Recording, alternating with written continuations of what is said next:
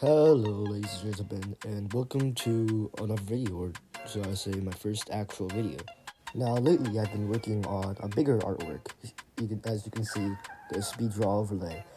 So in this bigger artwork, I've been spending a long time on, but I just wanted to make a video on it because I thought it was pretty interesting.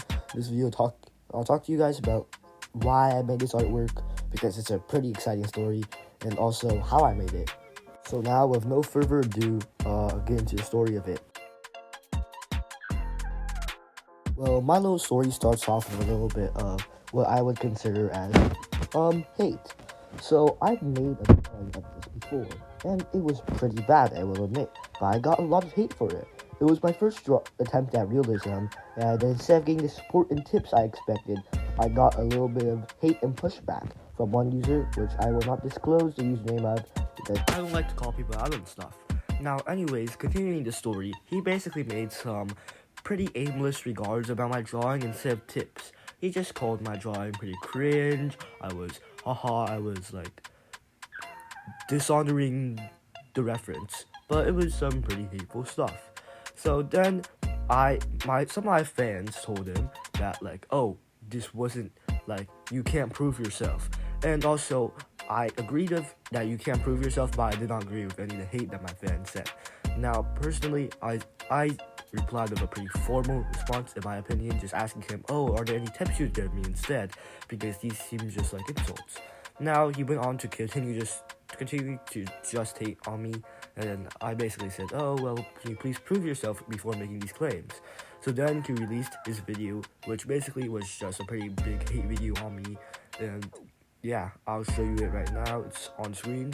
But anyways, that's pretty much he was just hating on me, like, a bunch. So I decided, well, might as well try to improve my drawing, because his drawing was genuinely better than mine at the time. So I thought, well, I guess he's just better, but I don't understand why he's hitting all this hate. So I decided, oh, well, then I'll just make a drawing that's better than his. So after that little yapathon, I'd like to get into how I drew mine. And please don't hate on this, I'm just a beginner artist, and I just pretty much started drawing realism, like, a few days ago. And also, take consideration that I have spent a really long time working on this, like 48 hours, basically. Anyways, without further ado, here we go. So pretty much in the front half of the video, and also I made an extra video on this, I showed you how I actually started drawing this, and it was by mapping out his face with these little pencil sketches. Now, I patched out, like, the areas of light where light reflected, and I actually took this idea from Mr. I won't disclose his name, but yeah, I started off with doing that, and I kind of used the reference as a palette, as long as, like, mixing some of the colors so it felt a little more natural, and I added some lighting. Now, unfortunately, I do not have a full speed draw, as my iPad kind of ran out of storage, but I do have some little, like, photos and screenshots of my process. So I only actually drew the face, hair, and the neck. It was pretty obvious that I didn't draw the background or the shirt. I kind of messed up on clipping them in as well, because it's kind of like, I don't know how to explain this, but they're kind of like shaking. So this is a drawing. These are some screenshots of my, like, in the middle of drawing it. At that time, I did have my basic face shape mapped out, but I did need to, like, stretch it and make it a little bit more bigger so it was a little bit more visible. Now, at that time, I didn't really know how to draw hair. You see, my opacity was completely wrong until I watched a few tutorials on how to, like, put down base color, then add lighter shades, smaller shades, and then one really big problem I dealt with was I forgot that there was opacity. Because remember, this was like a straight drawing thing, like, I didn't really take too many breaks in the middle, so I was just sitting there struggling with the hair. But after a little bit of trying to figure out with the hair, I actually got it to look the way I wanted. Now, another problem I really struggled with was the eyes just look pretty unnatural. Even in my finished product, they don't look as natural as they should be. But I was just trying to make them more sharp. They look pretty nice. But another big problem here is with the lighting. I couldn't really fix this problem in like the short time limit I had, because I was on vacation when I drew this. But basically, the lighting was just not as, like, sharp.